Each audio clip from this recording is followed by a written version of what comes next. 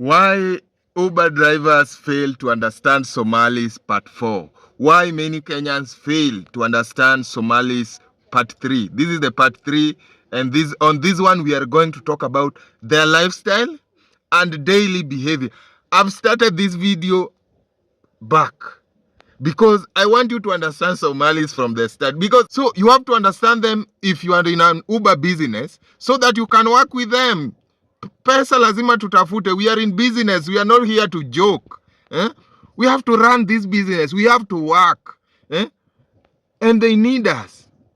They are not drivers. Most of them, they drive their cars, but they leave their cars at home. That means that's an opportunity. Let us grab the opportunity and forget about the noise.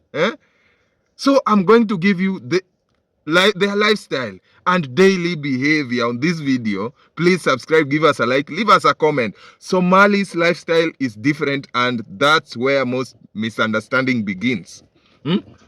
Their lifestyle is different. I've given you in the last video from the upbringing, the way they grow, their lifestyle, how religion also shaped their life, and also there is what we call community. Somalis are naturally social, loud, and expressive. Community is everything. You understand? They are naturally social, loud, and expressive. They express their minds. But sometimes you might fail to see this because sometimes the language barrier. But wanapenda kuongea sana wengine. Kwa ule anaelewa Kiswahili ama Kizungu, atakuongelesha. Hata kama kwanza ule anapenda kuongea, hata kama Kizungu yake ni mbaya, atakuwa anaongea, anajaribu na mtaelewana tu kama we ni mtu wa kuelewa. Sometimes they are very expressive and we always misunderstand this. They are social, loud. Underline the word loud. Hello, my friend, where are you? Are you coming? Are you coming? Sometimes that's how they are born. They are loud. But to you as a cab driver, since you are in business, you will not understand because you are not brought up with the Somalis. So sometimes you will feel like, mtu ananisomea, kwani ashakasirika. But all in all, that's their lifestyle. So you have to live with it. Somalis, I think, to my understanding, unajua, most Somalis or the Islamic communities, they are coming from the desert areas. And desert areas, the space is too big. You can see someone from a distance. But to reach him, it may take time. So sometimes I think they are used to that noise at the kwa kiwanja, at the desert. Hey, where Abdallah? Kuja. So unajua, maybe that's a culture that has lived with them for years. You cannot change that because kwao kuna mashamba kubwa zenye ziko tu hapo. Unaona? So sometimes I feel like maybe this one can also changia to the issue of being loud. Even in the car, sometimes you find someone and a girlfriend, a Somali guy and a girlfriend. They are talking. At some point, you feel like they are fighting. Hey. But if you listen carefully with the time, you realize that the lady, they end up laughing. But on your side, you thought they were fighting. So understanding Somalis, my friend, what's your problem? Use this road. Sometimes you feel like, why is this guy shouting at me? Si angesema tu pole pole tupite hivi. But that's how they are. Understand Somalis and in this business, do your business. Understand them first. Understand them, then the business will be good because they are ready to transact. We are also ready to get yourself ready. Get yourself prepared that you want to earn no matter what. Even these are our people, hao watu wetu wengine wanakuanga na challenges zao. Kuna watu wamelelewa kwa familia zingine ziko na mchezo. Yani hawajui kudeal na watu, but tunawabeba. In an Uber business, get ready to accommodate everyone. I've told you in my past video that this is a PSV, public. You are a government. What you are doing is equivalent to a government. You are serving everyone. As a cab driver, you are serving everyone. Serve everyone. Kiwete, mwenye mguu, mwenye akili ndogo, msomi, everything. But you have to understand these Somalis, because sometimes people feel like wanaringa, they misbehave, but I'm trying to give you what happens to them. Now, they move in groups, support each other, and prefer dealing with people they trust. If a Somali guy trusts you, if a Somali trusts you, that's it. They like working with people they trust, and that also make it difficult to interact with them juu hamjazoeana. So saa zingine anaweza kukuongelesha na nguvu kwa sababu wanapenda hiyo trust. Also they travel in groups. Msomali wataingia kwa hii gari watu 4. Wakiingia 4, ongea nao waambie ride ilikuwa hivi. Hawataacha mandugu zao, lakini wanaongezanga.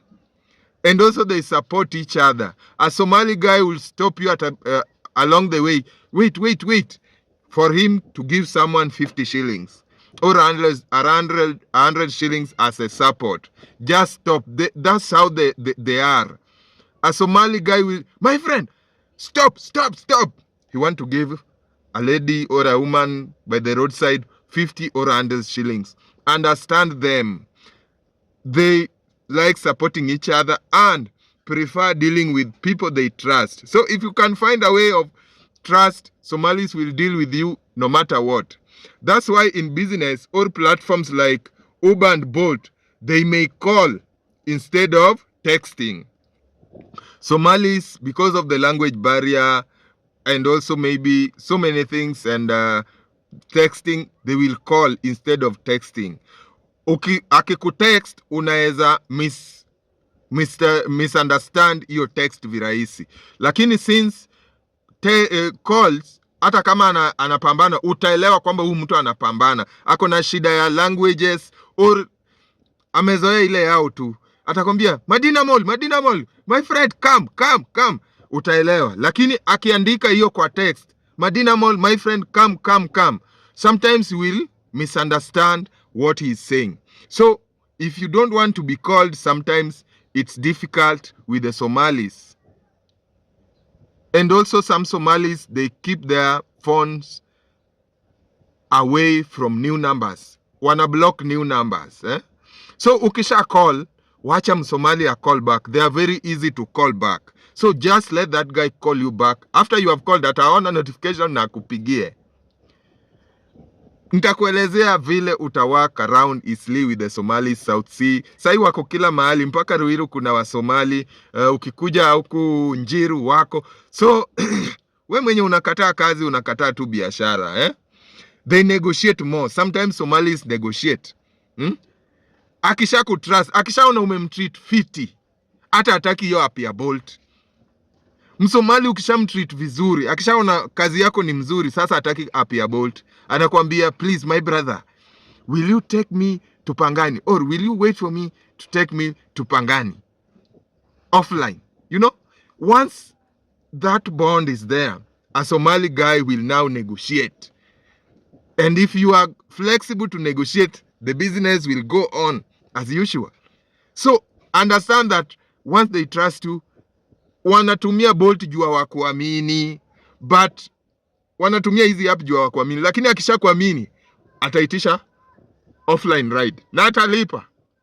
That's something you need to understand. They bargain, they negotiate, they believe in negotiations, and that's also what I'm going to talk about in my next video. Why they negotiate more, why they believe in negotiating even though the app is there.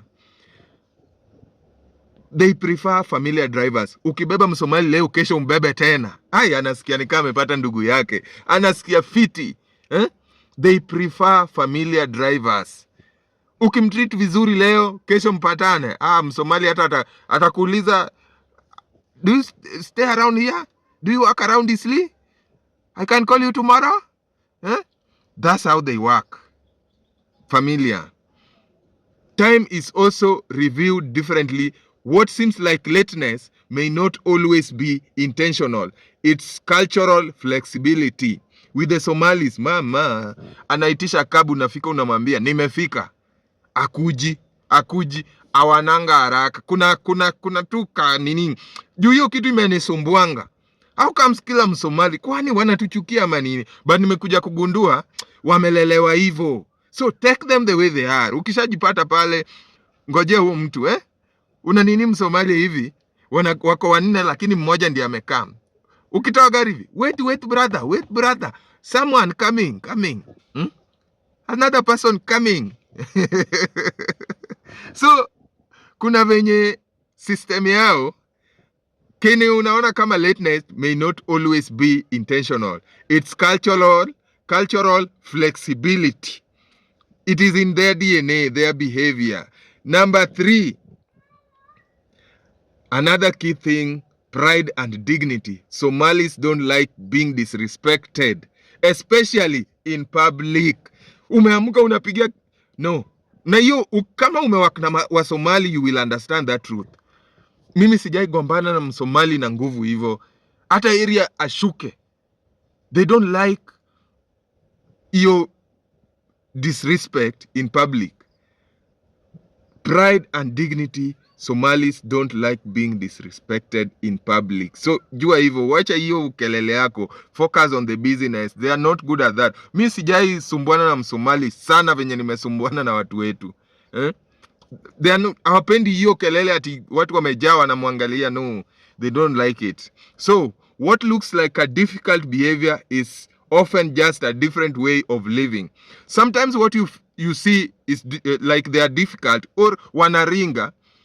As a cab driver, sometimes it is just how they live and different way of living and upbringing. Venye wamelelea, wali grow hivyo na wamekuwa wakifanya hivyo. What you need to focus on is the safety, payment, and kuachana kwa njia safi. Hello guys, I always post such videos.